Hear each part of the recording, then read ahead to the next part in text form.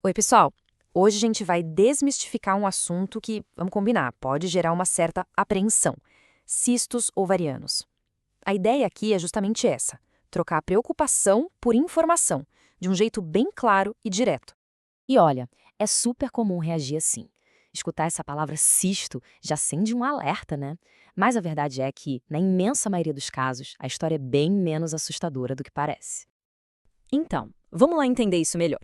A grande verdade é que a maioria desses cistos é benigna, sabe? Muitas vezes eles são só uma parte, uma consequência natural do jeito que o corpo funciona. Vamos ver direitinho como isso acontece.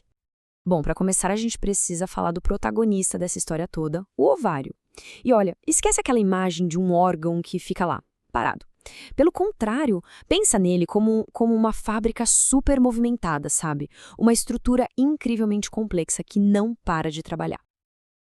E é bem aqui que a coisa começa a ficar interessante. O ovário é uma mistura de vários tipos de células, quase como um canivete suíço da biologia. E é justamente essa complexidade toda que dá a ele o potencial para formar diferentes tipos de crescimentos. Faz parte da natureza dele.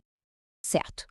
Agora, vamos falar dos tipos mais comuns de todos, que, olha que curioso, são na verdade um sinal de que o sistema está funcionando direitinho. São os famosos cistos funcionais. É isso mesmo. Eles não são doença, não são neoplasia, nada disso.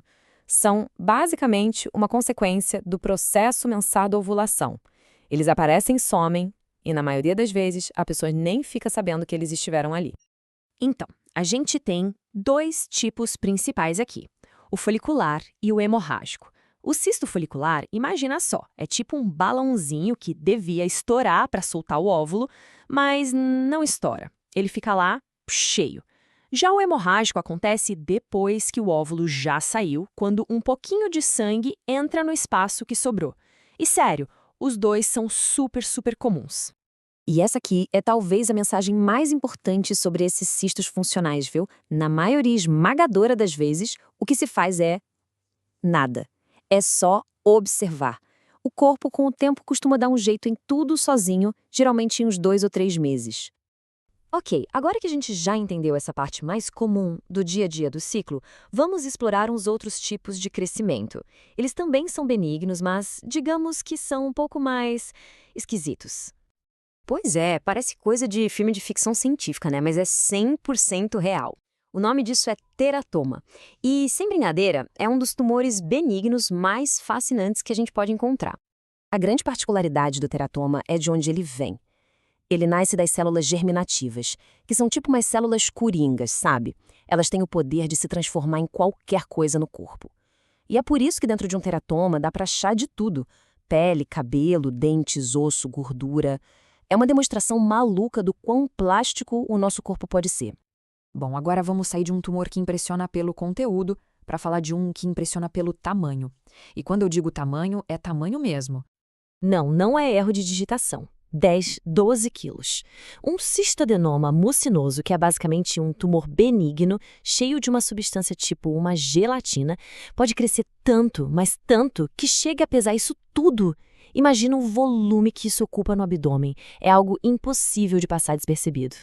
E aqui está um ótimo exemplo de por que até um tumor benigno precisa de acompanhamento. Se um cisto gigante desse se rompe, aquela gelatina toda vaza e se espalha pelo abdômen, causando uma complicação bem séria, o tal do pseudomixoma peritoneal.